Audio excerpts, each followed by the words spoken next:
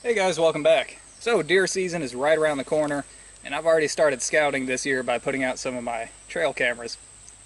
But I remember a time before trail cameras were popular.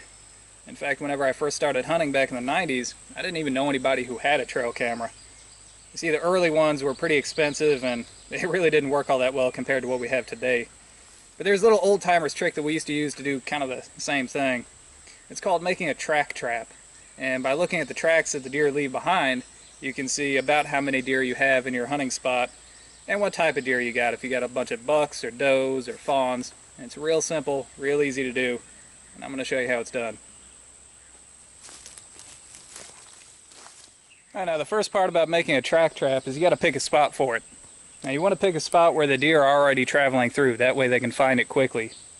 So it looks like what I got here is a pretty good trail. It may be difficult to see on camera, but the trail runs from that field over there, right along through here, right in front of me, and back out to that field over there. So I think this spot right here is going to be ideal for our track trap. Alright, so the next thing that you want to do is clear out all the leaves, all the sticks, and all the vegetation where you want your track trap to be. Now a rake really helps with this, and you want to make about a 8 to 10 foot circle here. So just start in the middle and start raking away. You want to get it down to bare earth.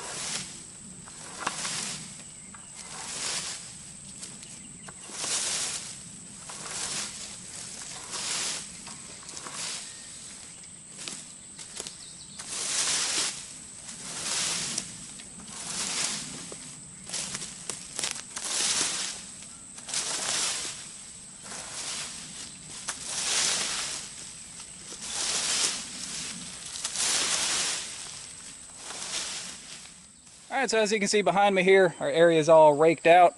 It's all nice and even because of the rake marks. And the next thing that you want to do is put some type of an attractant or bait right here in the center of the circle. So anything that comes in the circle to get to the bait is going to have to leave a track behind. After you walk out of the circle, make sure you rake your own tracks out from behind you too. That way you know anything that's there by the time you get back is at least as fresh as the last time that you saw this. So we'll come back in a couple of days and see exactly what kind of tracks we get. Alright, so for an attractant, I have some apples to put down in here. A lot of people use corn, but we got tons and tons of corn around here. There's field corn in pretty much half the fields, and the other half is soybeans. So I don't think the deer are hurting for corn, but there's not too many apples around here. So they usually like it when I put those out. So let's do it. Alright, so here I have some Granny Smith and some Red Delicious apples. These are the two that seem to work the best out here.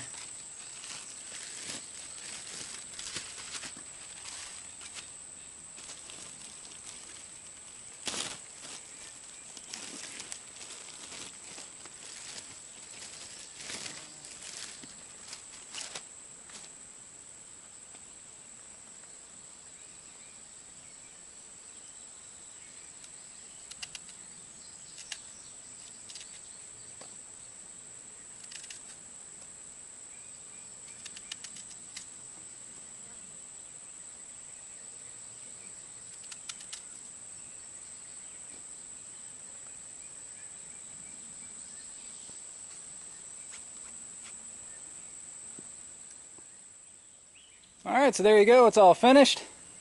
Our track trap is all baited up and ready to go. Now what you would do next is just give this a couple days, come back maybe in a week or so, and see what type of tracks you got here in the circle.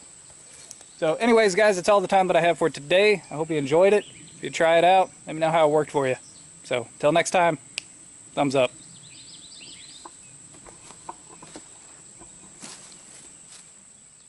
Hey guys, welcome back. So I wanted to come back out here and check on our track trap and show you guys what it looks like whenever it's full of tracks and all the bait's gone. But it can take, up to a week, maybe even a week and a half before the deer actually find it and hit it. So rather than sit on this footage for that long, I decided to go ahead and show you guys something different that's actually serving the same function here. So some of you guys have seen this spot before behind me. This is actually where I put salt at. So it's a salt lick. But it's going to serve the same function as a track trap because it's nice and sandy over here and it's actually muddy over here. And a track trap is any place where if something walks there, it's going to leave a track for you to find. So in this particular case, I haven't baited this with any food type bait. I've just normally put salt out here pretty much every year. Now I haven't put any salt out here yet this year, but there's been enough that's soaked into the ground that they're still hitting it. And let me give you guys a closer look, and you can see all the tracks in here. See this little hole right here? This is actually where the deer have dug out. So there was a lot of salt content down in there. And just everywhere, there's deer tracks. There's really teeny tiny deer tracks. That's a little fawn. And there's some much larger tracks in here. That's a little bit larger. So we got some larger deer, some smaller deer. And some more of them little fawn tracks there. It ain't much bigger than my thumbnail. We got some little teeny tiny deer still. Lots and lots of tracks. So they're hitting up this area amazingly well. I mean, when you see this many tracks, you know there's more than one deer here. But don't get too excited, because one thing I can tell you is that one deer can leave a lot of tracks in a small area like this. Now this is probably 12 feet across at least.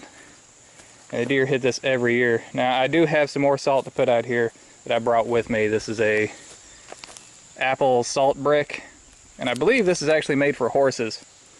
And that's a little pro tip for you. If you're going to put out salt, get the stuff that's made for like horses and cows and goats, because it's going to be about half the price of anything that's made for deer, and it's the same thing. So if you go to like a farm supply store and look in the goat section, you're going to be able to get something like this for about $3. If you get something made by like deer cane or something, you know, it's going to be at least twice that. So, and it's the same thing. If you look on here, it's got the minimum and maximum salt content, so it's between 96 and 99% just regular old salt. So, and the rest is all minerals and things like that that are also good for the deer. Alright, so I'm going to throw this out. I also have some deer corn here to put in a different spot. But yeah, this is a good example of a track trap. It's basically the same thing that we did in our other spot there, just instead of a food attractant we had salt. And you know, this is salt from last year. And it still shows us what's in the area. Now a track trap can happen naturally too. If you just have a muddy spot or a sandy spot, you don't necessarily even need an attractant.